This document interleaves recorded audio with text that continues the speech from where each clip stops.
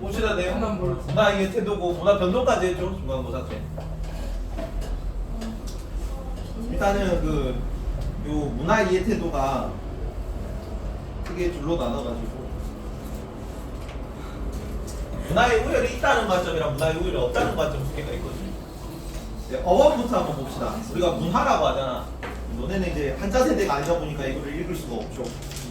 무슨 문자야? 문화. 그럴 문자다. 그럴 문자. 이거는 많이 쓰지 않냐? 대를 화자면 대를 화자. 그래서 그럴 문자이기 때문에 이거 문무에 안간할 때 그 문자입니다. 요거는 변화하다 이런 문자고. 무슨 뜻이야? 문화라는 거는. 그럴 문자에 대를 화자는. 그렇게 돼. 뭐가 된다고? 그럴 문자가 된다고. 문자를 쓸 수 있다는 얘기입니다. 문화라의 원뜻은 문화. 어디서 썼겠니? 중국에서 처음 썼겠죠. 바꿀 문자에서 한자가 변했으니까. 그지? 그러면 원래 그 문화라는 거의 뜻은 뭐겠니? 주변 애들은 다 유목하고 말 타고 수렵하고 사냥하고 막 떠돌아다니는데 우리는 농사 지으면서 제자리에 앉아서 뭘 쓸 수 있다고? 문자를 쓸 수 있는 민족이야 라는 뜻입니다. 이해가? 네. 이거 글자 그렇다고요 그냥. 그런 의미로 처음에 문화라는 용어를 썼다고. 왜 우열의 개념이 우월하다 열등하다의 개념이 들어가 있습니까? 아닙니까? 있어요. 들어가 있지. 전에는 중화주의가 나중에 문화 자문화 중심주의 대표적인 사례로 중화사상이라고 하거든요. 중국 애들이 여기가 중국입니다. 황하강, 양쯔강 여기 있고 여기 한반도야. 한반도. 네, 여기서 이제 농사 지을 수 있는 넓은 땅에서 세계 4대 문명이 좀 출발했거든. 중국도 황하강이 엄청 넓은 강이기 때문에 요 큰 강 하구에서 황하 문명이 출발했지. 밑에는 예전에는 지금은 농사가 잘 되지만 따뜻하고 비 많고 온화해가지고 근데 예전에는 여기가 개간이 안 돼가지고 늪지대였어. 목포 늪 같은 거 생각하면 돼요. 그래서 여기를 남쪽 오랑캐 남만이라고 불렀습니다. 여기는 위구르 구원, 티베트 구원이 있단 말이야. 농사 못 짓겠지 당연히 목축하잖아. 히말라야 양야크기는 그쪽이죠. 오. 그래서 여기도 농사 못 지으니까 뭐 한다고? 서쪽에 있는 오랑캐 서융이에요. 북쪽에는 만주벌판이란 말이야. 그죠? 그래서 여기 농사 보니까 북적이라고 불렀습니다. 북쪽 오랑캐. 우리는 그냥 오랑캐예요. 농사 조그만하게 짓고 있긴 한데 규모가 작단 말이야. 나머지 오랑캐니까 너네도 오랑캐 해 이러고. 동이라고 불렀어. 동이. 동이는 보통 명사라서 우리도 일본 보고 동이라고 불렀어. 북쪽 오랑캐.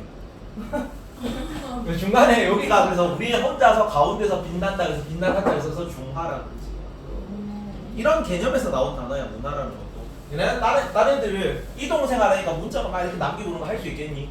그래서 나중에 중2 때 세계에서 또 배웠는지 모르겠는데 원나라 때 문화는 이제 구술 문학이야 전부 다.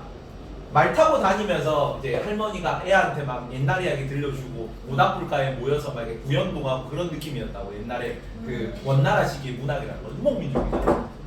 농경 민족이니까 이런 걸 쓸 수 있다고. 문자를 쓸 수 있다고. 우리는 우월하고 나는 애들 열등한 민족이라는 뜻입니다. 문화라는 건. 괜찮죠?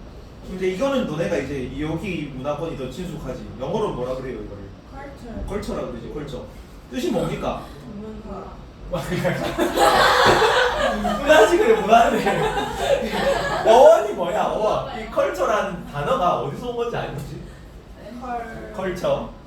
요 단어를 압니까? 컬티베이트라고. 무슨 뜻이야? 아니 고1 정도면 이 정도는 알텐데 컬티베이트.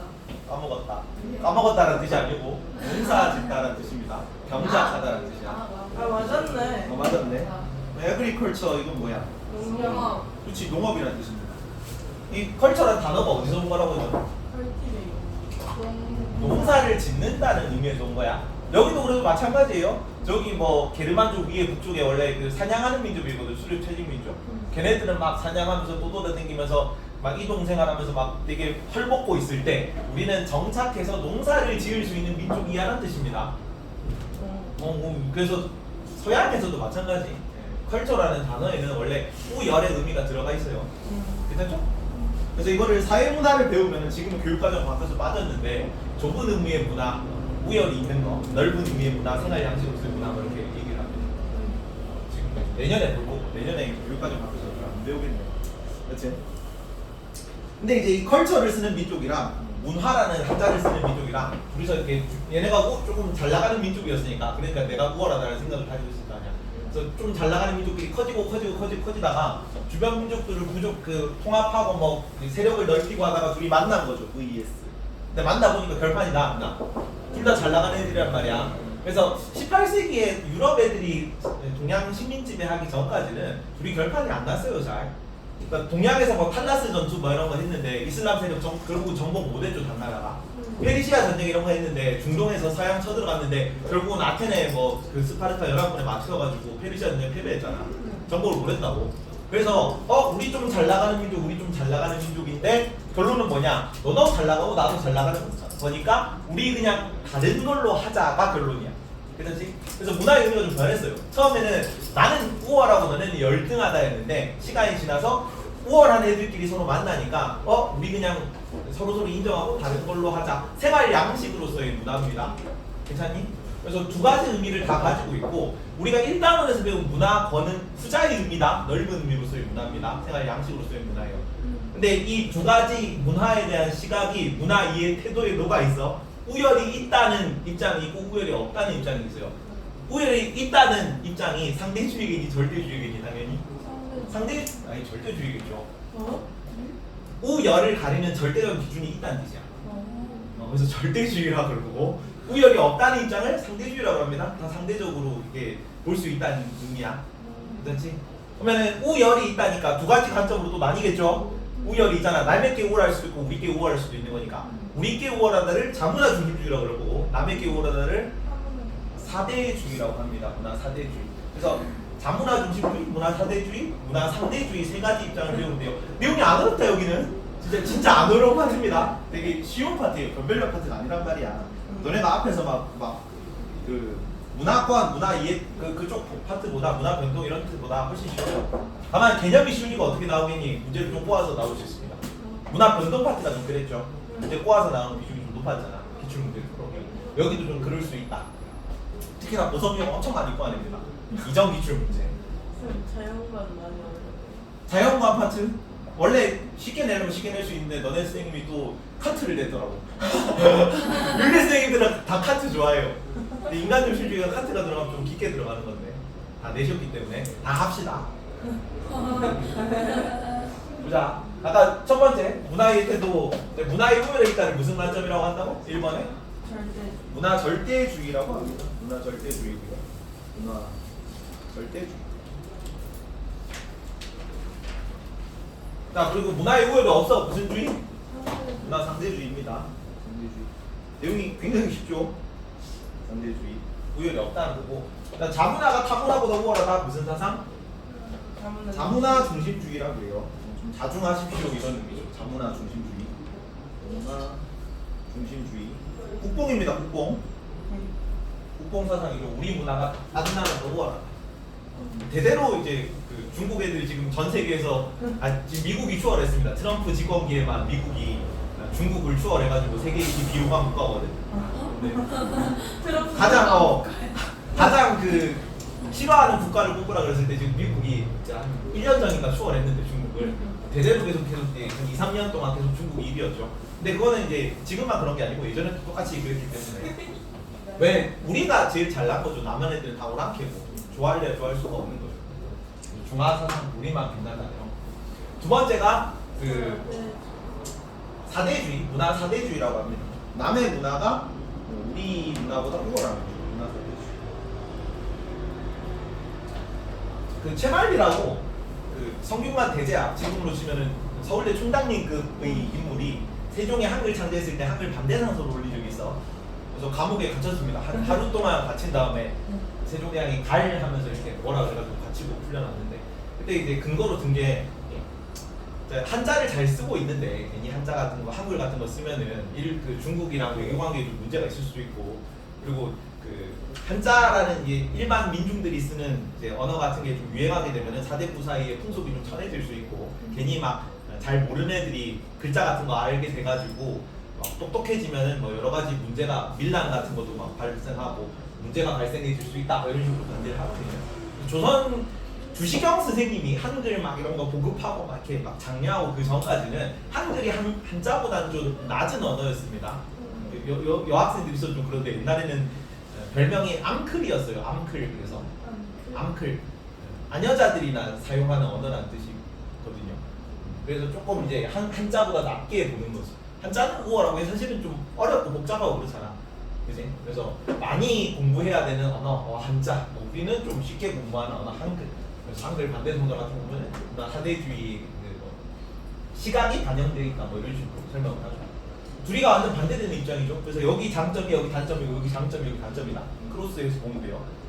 다문화 중심주의는 그냥 장점이 국뽕이니까 당연히 자부심 결성력이 강화된다. 그냥 우리 그 베트남 저번에 보니까 베트남 막 발전하면 원래 발전하는 나라들에서는 국뽕 막 이런 게 많이 유튜브 영상에 나오거든요.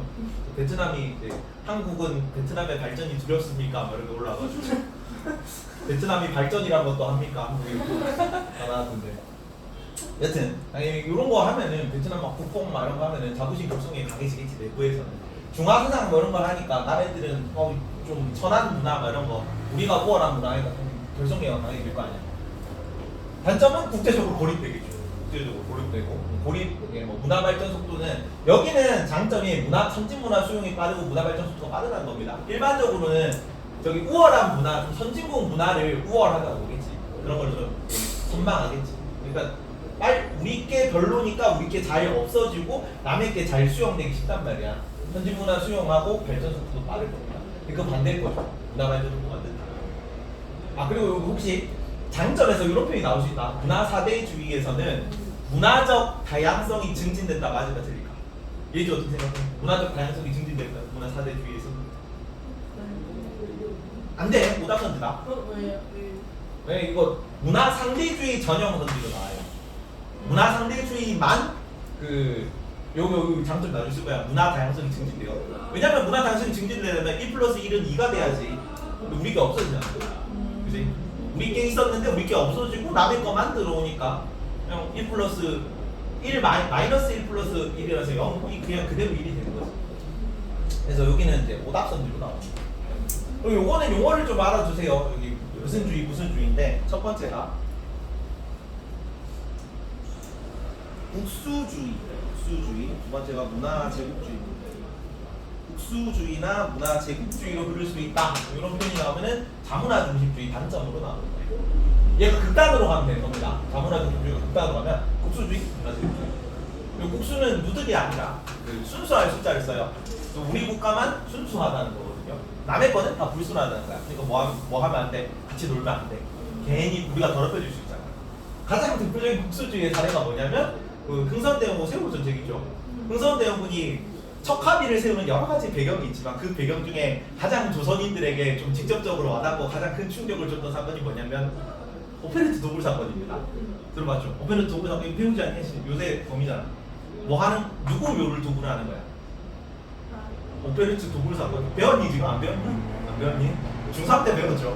오페레트 도굴 중3 때 안 배웠어? 뒤에 나올 텐데. 저희 시험 범위와 되게 조금만 했어요.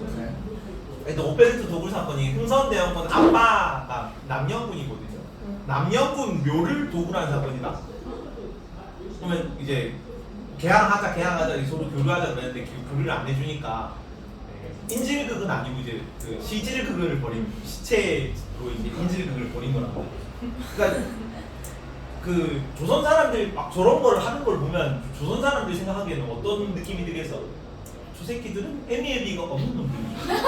아니 진짜 그런 거잖아. 어떻게 아버지 시체를 가지고 그거를 해? 그러니까 절대 이제 교류하면 안 되는 거지. 저런 놈 짐승 같은 놈들이랑 상종하면 안 되는 거야. 그래서 착각했다. 이런. 두 번째로 문화 제국주의. 이거는 우리끼리 우월하고 남의 건 열등하기 때문에 우리가 어떤 의무가 있냐면 우리가 뭘 해줘야 되는 거냐면 그치 열등한 쟤네 문화를 저렇게 비빌거리고 빨리 이름 적고 아니? 비빌거리고 있는 애들을 우리가 좀 잘 가르쳐가지고 우리처럼 문화민족으로 바꿔줘야 되는 거야. 그걸 문화 제국주의라고 합니다. 그래서 이것도 중2 때 나오는데 다 세계사에 나오죠. 중2 때 키플링이라는 사람이 정글북 쓴 사람입니다. 원래 인도에 어린이들이 살았대요. 인도의 밀림, 열대 우림 몬순 기후 막 이런 거죠. 열대 우림 기후였잖아. 열대 계절풍 기후. 그러니까 거기서 막 울창하게 막 숲이 우거지고 거기서 막 모글리가 표범이랑 같이 살다가 이건 타잔이구나. 타잔 같은 거 보면 제인이 가가지고 제인이 뭐 해줘요? 가르쳐주잖아. 옷 입는 법, 식사 예절 이런 거 가르쳐주죠. 제인이 누구야? 서양 애들이고. 그 다음에 타잔이 누구야? 원주민들이야. 우리가 교화시켜줘야 된다는 거야. 그래서 키플링이 쓴 시 중에 유명한 시가 있는데 백인의 짐이라는 시가 있습니다. 그래서 백인이여 의무를 져라 이렇게 중간에 그런 멘트가 들어가는데 내가 하기 싫지만 얘네들이 못 빌어보고 저렇게 막 좀 그 동물처럼 살고 있는 걸 보니까 책임감과 의무를 느껴서 식민 지배를 하기 싫지만 해줘야 되는 겁니다. 그죠? 그래서 그게 백인의 짐이야. 의무를 져라.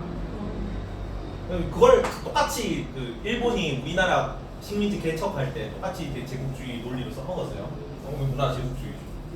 그러니까 문화적으로 우리가 이제 큰 제국이라는 건 여러 민족으로 이루어진 큰 국가를 제국이라 그래. 그래서 다른 민족에 우리 문화를 전파해줘야 되는 겁니다. 문화 제국주의. 이런 게 그럴 수 있다. 자문의 중심주의 키워드고요. 그렇게 어렵지 않죠. 여기는 이거 반대말이 요 장점, 요 단점이니까 자부심 결속력은 당연히 떨어야 되겠죠. 그리고 우리 게 없어지는 거였잖아. 타 문화를 수용하기 좋은 거니까. 그래서 여기는 문화 정체성 상실이 키워드로 나올 수 있습니다. 문화 정체성이 상실된다. 혹은 뭐 주체성이 상실된다. 같은 얘기입니다. 문화 주체성으로 나오는데 문화 정체성은 뭐 주체성입니다. 자, 그럼 어떻게 하면 이걸 해결할 수 있냐? 둘 다 안 좋은 거야. 문화 절대주의는 자문화 중심주의, 문화 사대주의거든. 전부 다 안 좋은 걸로 나와요. 그죠? 여기는 뭐 국제적 고립되거나 국수주의, 제국주의 흐를 위험이 있고 여기는 문화 정체성이나 자부심 결속이 약화될 위험이 있잖아. 단점이 있으니까 우린 뭘 해야 된다? 문화 상대주의가 필요합니다. 문화 상대주의는 그렇지 좋은 걸로 나옵니다. 문화 상대주의가 필요합니다. 문화 상대주의가 필요합니다. 자, 그리고 문화 상대주의는 뭘 문화 상대주의라고 하냐면 9번에 문화를 평가가 아닌 이해의 대상으로 고려합니다. 문화를 평가의 대상으로 본다는 우열이 있다는 거죠. 너는 우월하다, 너는 열등하다. 문화 절대주의 키워드로 나오는 게 평가고요. 여기서 이제 문화 상대주의에서는 너네가 그런 문화를 가지게 된 이유는 너네가 그런 환경에 있었기 때문에 힌두교에서 소고기를 안 먹게 된 거는 농사가 중요하기 때문에 이런 거죠. 예의 대상으로 보라니까 자주 나오는데 이것도 우열이 있다, 우열이 없다도 만큼 평가의 대상으로 본다, 예의 대상으로 본다 같이 자주 나오기 때문에 여기까지 알아두시고. 이거는 아까 뭐라 그랬니? 장점, 문화 상대주의 장점은 뭐가 증진된다? 문화 다양성이 증진될 수 있습니다. 문화 다양성 증진돼요. 문화 다양성 증진 좋고. 근데 단점은 여기도 아까 자문화 중심주의가 극단으로 가면 국수주의나 문화 제국주의로 흘렀듯이 문화 상대주의도 극단으로 가면은 극단적 문화 상대주의로 흐를 수 있습니다. 극단적 문화 상대주의. 극단적인 건 뭔가 좀 안 좋은 느낌이 들죠. 이걸 가지고 좋다고 하는 친구들은 없어요. 근데 이 극단적 문화 상대주의가 뭐랑 같은 용어로 나오냐면 윤리 상대주의로 상대주의라는 용어로 나옵니다. 윤리 상대주의는 좋은 겁니까? 나쁜 겁니까? 나쁜 거야 이거. 뭐랑 같은 말이라고? 극단적 문화 상대주의랑 같은 말이라고. 애들이 문화 절대주의 뭐 이런 단점이 있으니까 나쁘다 하면서 문화 상대주의를 한다. 이거는 쉽지. 근데 뭔가 상대주의 하면 되게 좋아 보인단 말이에요. 뉘앙스가. 그래서 윤리 상대주의 하면 다 좋은 걸로 찍어 처음 보면 아니라고. 나쁜 겁니다. 나쁜 거. 좋은 걸로 찍으면 안 돼요. 뭐랑 같은 말이라고? 극단적 문화 상대주의랑 같은 말.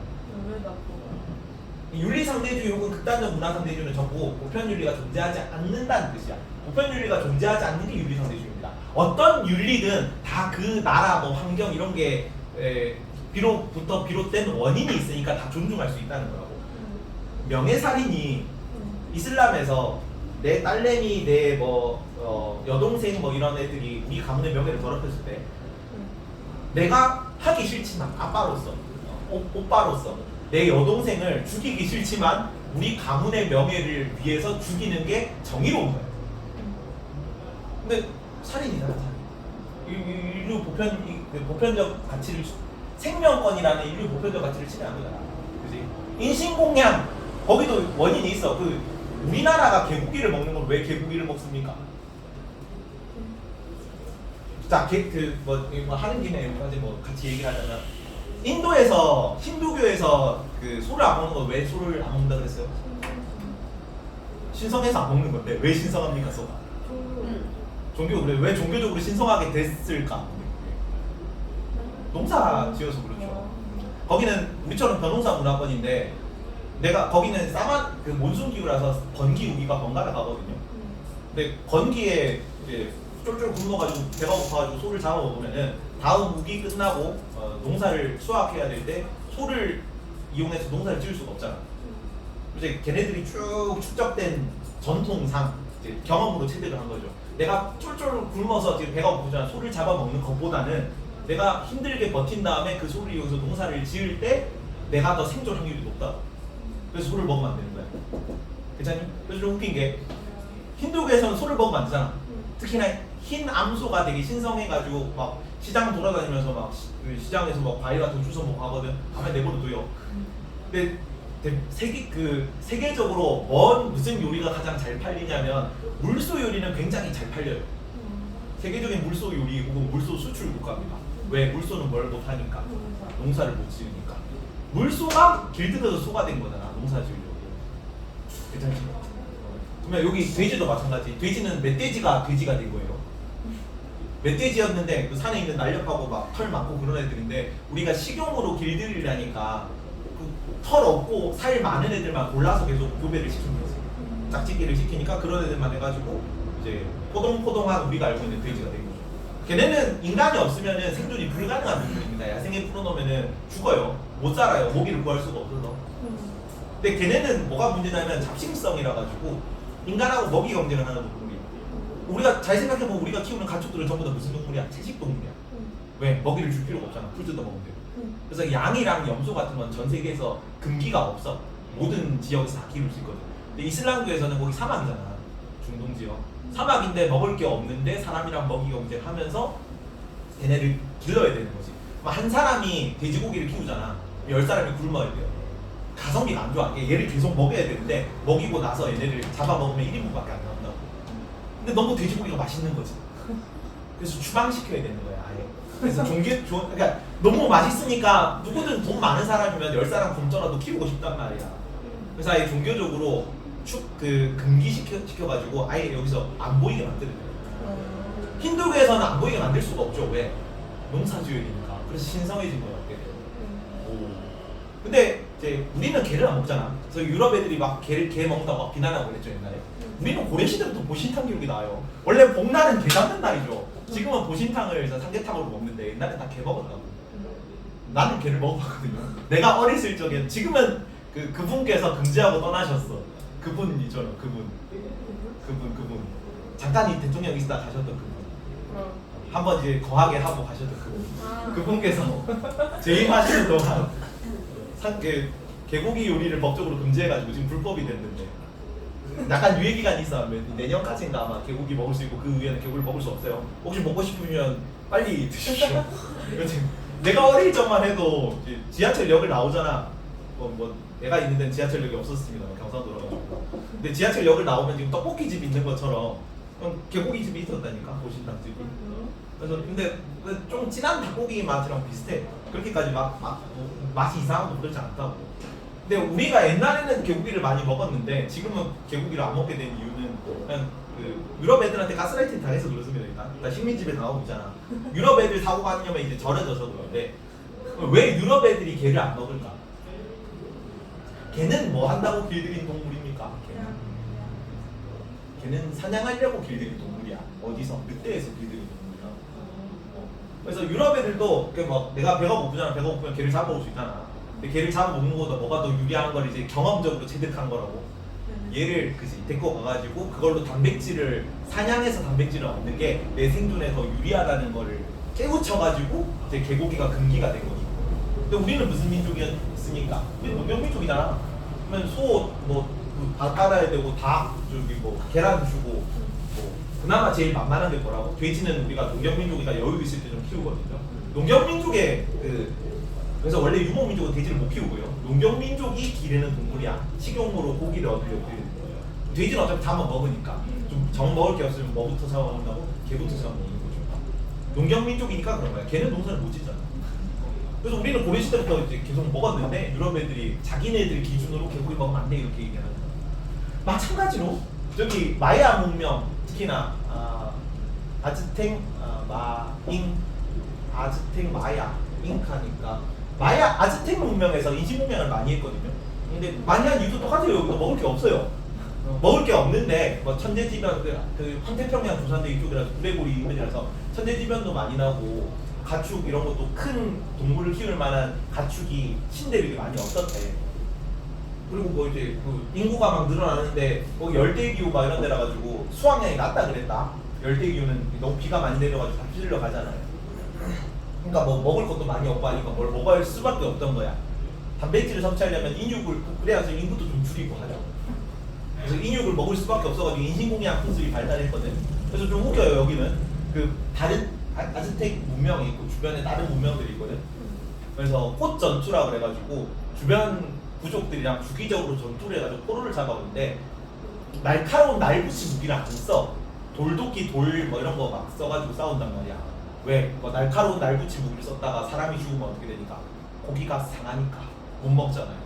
그래서 살아있는 채로 포로로 잡은 다음에 신전에 바치고 신장 꺼내서 막 이렇게 하고 파티 여는 거죠. 인육 파티를.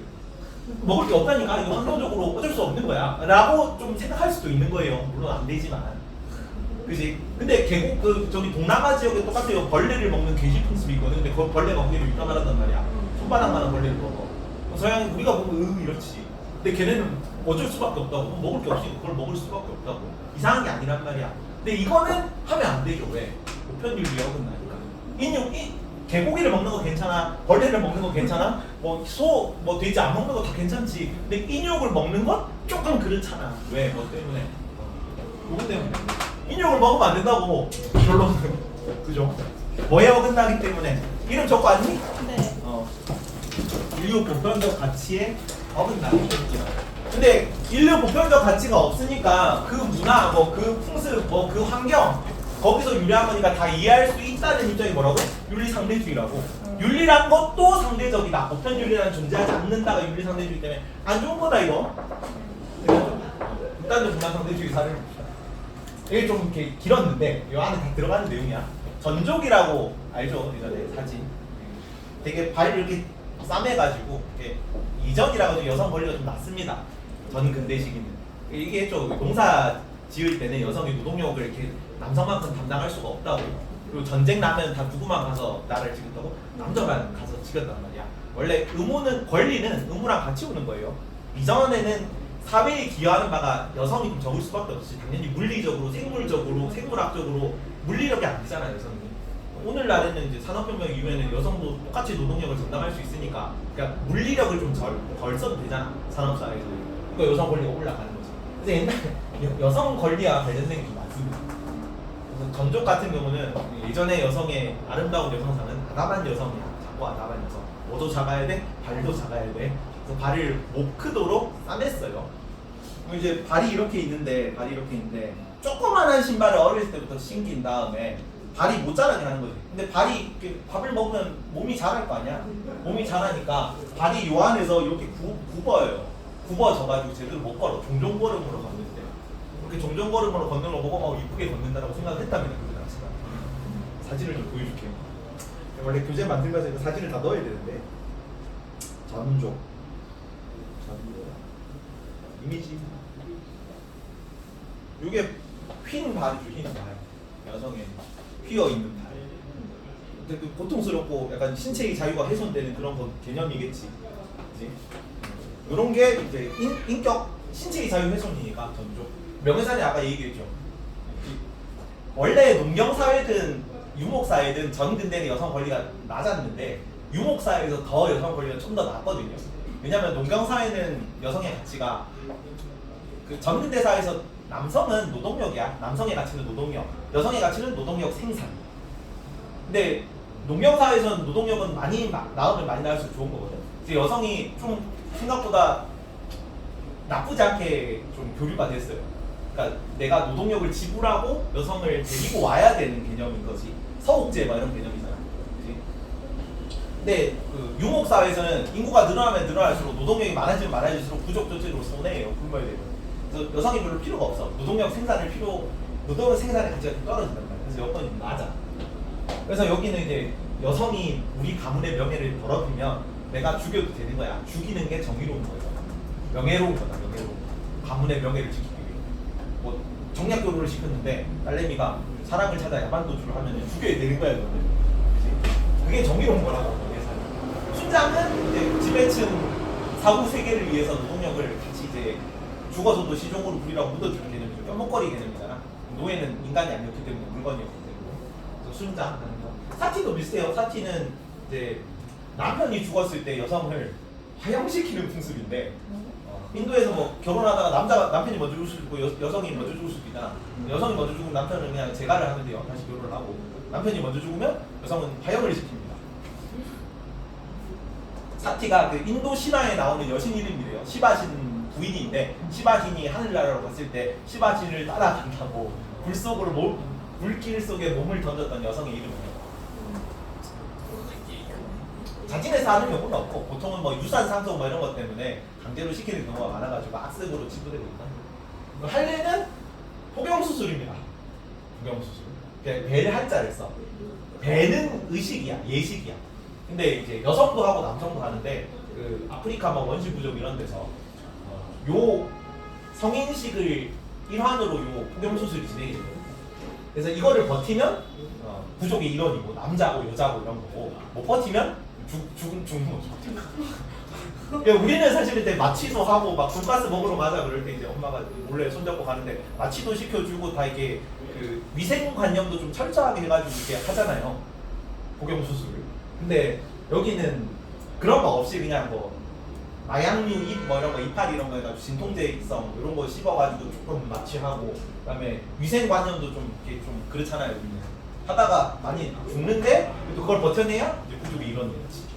아니면 그냥 죽는 거. 생민격권 훼손이기 때문에 할래 이런 거. 쿠말이라고 요거는 네팔에 있는 왜 여기가 이렇게 사례가 많냐면 시험은 보통 여기서만 나온다. 이거 제시문으로 나온 다음에 여기에 대한 뭐 문제점을 쓰시오 뭐 그 이거에 뭐 해당하는 특징을 쓰시오 뭐 이런 걸로 나온단 말이야. 그래서 여기 문화 변동할 때 문화 융합만 사례가 쭉 나왔잖아.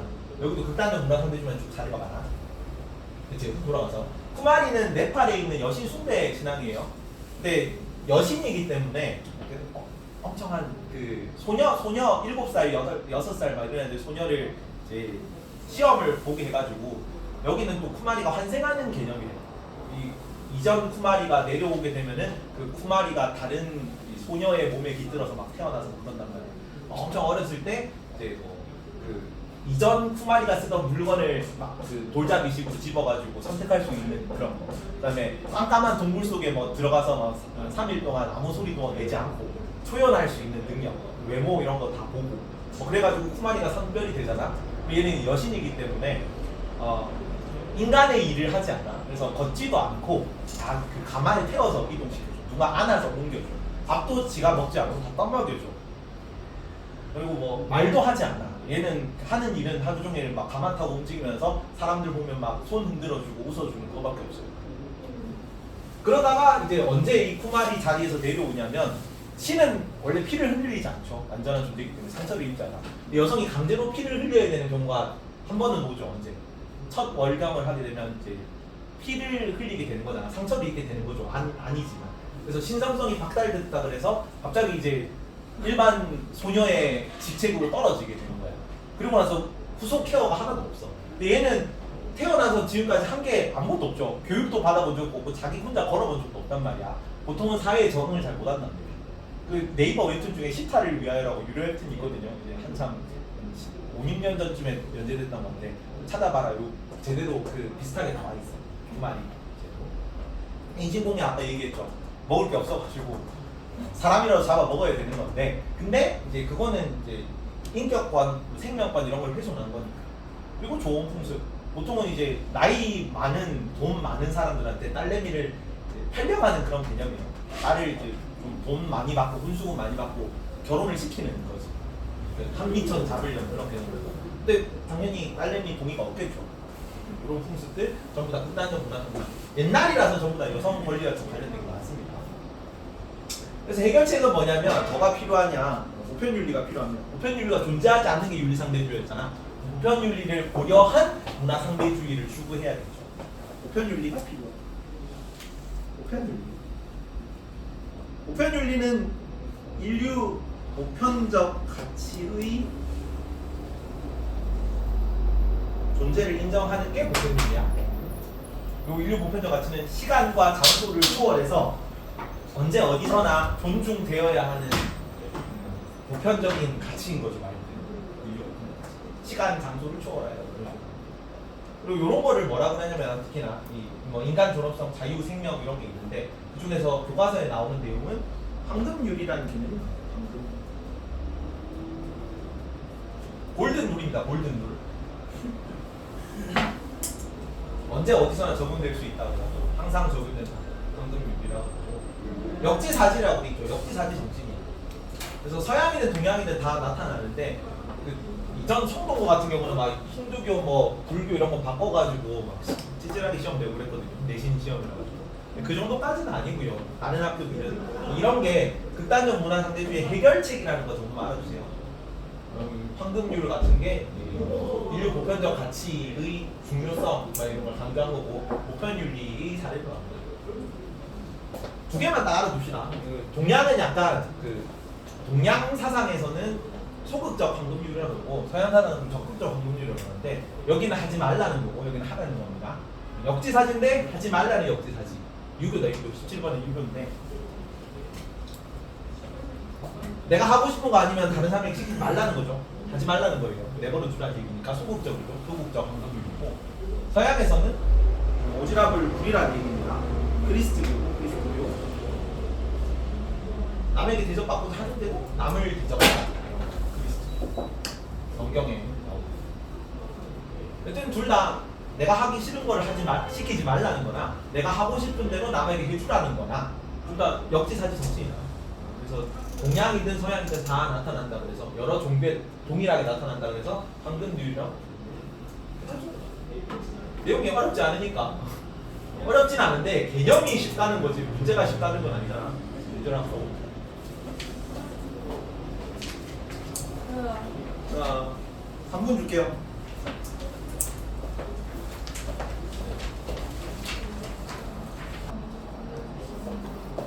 답은 71번부터 5번, 4번, 1번. 네. 5번, 4번, 1번입니다. 하나만 더. 하나만 가봅시다. 두개 풀긴 했다. 자, 다음 문화의 태도를 보는 건데 고유한 전통문화 계승에 유리한 게 뭐야? C. 잠은. 그치? 다 중입니다. 요거밖에 몰라요. A, B는 뭐 이런 식으로 나오지. 가가 뭐일 때 A가 뭐고 그때 B가 뭐니까 뭘로 풀어야 된다. 이런 식으로 풀어야 돼. 이거는 지금 모르는 겁니다. 당연히. 가가 주어져야 A. 그리고 가가에서 2번에서 뭐 가가 뭐 이런 걸로 해서 A, B가 나왔어. 3번 풀 때 다 지우고 다시 해야 되는 거야. 당연히. 2번일 때 가가 뭐일 때 A가 뭐인 거라고. 이해가니? 이게 뭔 말인지. 내용 봅시다. 가의 문화를 이해하는 대상으로 바라보는 건 뭐예요? 이해의 대상으로 본다. 뭐니? 문화를 이해의 대상으로 봐. 셋 중에 뭡니까? 상대주의, 상대주의. 절대주의에서는 문화를 뭐의 대상으로 바라본다 그랬어? 평가의 대상으로 바라본답니다. 자주 나옵니다. 문화의 이해의 대상으로 바라봅니다. 그러면 얘가 B가 뭐예요? B는 뭐니? 문화의 이해의 대상으로 바라보는 얘. 사대 아니지. 이해의 대상으로 바라보는 게 얘가 B. 상대주의입니다. 상대주의고 여기가 사대주의여야 돼. 들어갈 수 없습니까? 맞니? 들어갈 수 있죠. 들어갈 수 있잖아. 상대주의, 사대주의인데 아무 문제가 없단 말이야. 여기 자문화 중심주의. 잠깐만. 문화를 이해의 대상으로 바라보는가가 얘가 들어가면 안 되지. 문화를 이해의 대상으로 바라보는가 얘 했을 때 C가 자문화 중심주의가 나오면 안 되지. 그래서 들어갈 수 없는 게 맞는 거다. 없는 게 맞는 거라고. 다시 지우고요. 자, 가의 문화의 우열을 평가할 수 있다고 보는가? A는 뭐죠? B가 뭐죠? 우열. 절대주의가 B는 뭐겠니? 사대주의. B는 사대주의고 A는 뭐니? 상대주의죠. 상대주의일 때 A는 문화 상대주의다. 맞죠? 맞으니까 오른선지라서 답이 아니고 옳지 않은 거 고르는 거라서. 3번 B가 다시 이걸 A, B는 다 지우고요. B가 자문화보다 다른 문화를 숭상하는 태도. B는 뭐니? 자문화보다 다른 문화를 숭상하는 태도. 이건 뭐 내용이 사대주의. 자문화보다 다른 문화를 숭상하는 사대주의. B가 사대주의. 내용이 어렵지 않다니까. 개념은 굉장히 쉬워요 이게. 개념이 굉장히 쉬운데 이런 식으로 너무 개념이 쉽기 때문에 꼬아낼 수밖에 없는 거라고. A는 문화의 다양성을 증진시키는 태도 뭐니? 상대주의죠. 문화 다양성 증진은 사대주의는 아니랬어요. 상대주의 키워드로만 나온다. 상대주의. 그래서 증진주의 태도 맞고요. 그래서 답이 아니고. 자, C의 순기능, 사회통합기능, 자문화 중심주의가 사회통합할 수 있겠죠. 오른손주고요. 자, B는 C와 달리 B가 뭔지는 몰라. B는 사대주의 아니면은 상대주의인 거지. 근데 C와 달리 국수주의로 국제적 고립을 조절할 수 있다. 국수주의 특징으로 나오는 건 무슨 주의니? 자문화 중심주의. 그래서 A, B가 뭔지 모르지만 C는 B와 달리 국수주의로 이렇게 나와야지. 그래서 틀린 거죠. 답이 5번이다. 5번 틀렸습니다. 여기는 문제를 좀 잘 읽어야 되는데 응답이 같은 카드끼리 묶는 거죠. 응답이 같은 카드. 문화인 자, 자문화 중심주의가 있고 그 다음에 상대주의가 있고 사대주의가 있어. 사대주의 먼저 쓰자. 상대주의가 있을 때 문화를 평가의 대상으로 바라보는 거 뭐예요? 평가. 이게 다죠, 다. 자문화 중심주의 평가의 대상으로 바라봅니까? 예스. 네. 사대주의? 예스. 네. 상대주의? 아니요. 아니죠. 그러면 같은 응답으로 묶이는 건 뭐겠니? A씨가 같은 응답으로 묶이네. 그럼 B가 뭐란 얘기야? B는 상대주의란 얘기입니다. 네. 이거 이해감? 네. 되게 쉬운 추론이죠, 쉬운 추론. 나는 정체성 강화에 적합한가를 물었네. 그러면 자문화 중심주의는 정체성 강화에 적합하니? 네. 자문화, 오, 적합하죠. 사대주의는 적합하니? 아니. 아니죠. 상대주의 적합한 거? 아니다. 정체성 강화에 적합한 거잖아. 남의 것도 존중하고 우리 것도 존중한다는 거야. 상대주의라는 거는. 굳이 뭐 우리 거만 더 강하고 그런 게 아니라고. 그래서 그 자문화 중심주의의 특징에만 나오는 거기 때문에 A가 뭐란 얘기야? A가 B씨가 같은 거네. A가 자문화 중심주의라는 거죠. B씨가 같은 걸로 묶였잖아. B씨가 같은 걸로 묶인 거니까 같은 거 아닌 A가 얘만 들어가겠지. 자문화 중심주의. 그래서 A가 자문화 중심주의고요. C는 사대주의라는 얘기죠. 이거를 구하면 안 어려워. 이걸 구하는 게 조금 처음에 헷갈려서 그런 거지. 이런 유형은 많이 나오거든요. 몇 번 풀다 보면 익숙해져. 자, 가 질문에 대한 A와 C의 대답은 아니요, 맞니? 아니요, 맞습니까? 예죠, 예. 문화를 평가의 대상으로 바른 거 두 개잖아. A, C 묶인 거. 예라 그랬기 때문에 틀렸다. 그래서 아니요라고 해서 틀린 거라서 1번은 답이 아니고요. 자, A는 자문화의 정체성을 상실할 수 있다. 자문화 중심주의가 자문화 정체성 상실하니? 아니죠. 강화돼서 자부심 결속력이 강화된다 그랬지. X고. 자, B는 C와 달리 문화를 평가하는 태도로 바라봅니까? 상대주의가 사대주의와 달리 평가하는 태도로 바라봐? 둘 다 평가하는 태도로 바라본단 말이야. 그래서 틀렸죠. X. 자, C는 사대주의는 앞선 외국의 문화를 받아들여 사회 발전을 이룰 수 있다는 장점이 있습니까? 사대주의가? 맞잖아. 장점이 있지. 4번 맞네. 4번. 장점이 있는 거죠. 사대주의니까. 나 질문에서 B와 C는 예라고 대답한다. B와 C는 아니오라고 대답하겠지. XX니까. 먼저 틀려. 다음에 요 문제가 좀 잘 된 문제야. 통합사의 난톡방 이런 데서 돌아다니다가 문제가 좀 괜찮아서 가져왔습니다. 자, 교사 사회 학생들이 나눈 대화 때 사티풍습 아까 얘기했습니다. 남편이 죽으면 아내를 화형시키는 풍습이라서 뭐의 사례야 이거는? 아까 뭐? 윤리상대주의 혹은 극단적 문화상대주의의 사례겠죠. 윤리상대주의는 좋은 거라고 나쁜 거라고? 나쁜 거야, 안 좋은 겁니다. 안 좋은 거. 절대주의는 좋은 거야, 나쁜 거야? 나쁜 거야. 상대주의가 좋은 겁니다. 문화상대주의는 좋은 건데 윤리상대주의는 나쁜 거라고 내용 구분하겠죠. 자, 그러면 인도의 사티는 뭐에 어긋나는 겁니까? 기억에는 뭐가 들어갈 수 있을까? 뭐에 어긋나니까 보편윤리. 기억은 보편윤리입니다. 혹은 뭐 인류 보편적 가치 해도 되고 보편윤리 혹은 인류 보편적 가치에 어긋나기 때문에 그러면 을의 입장으로 하면 윤리상대주의라거나 혹은 극단적 문화상대주의에 해당돼요. 극단적 상대주의, 극단적 문화상대주의,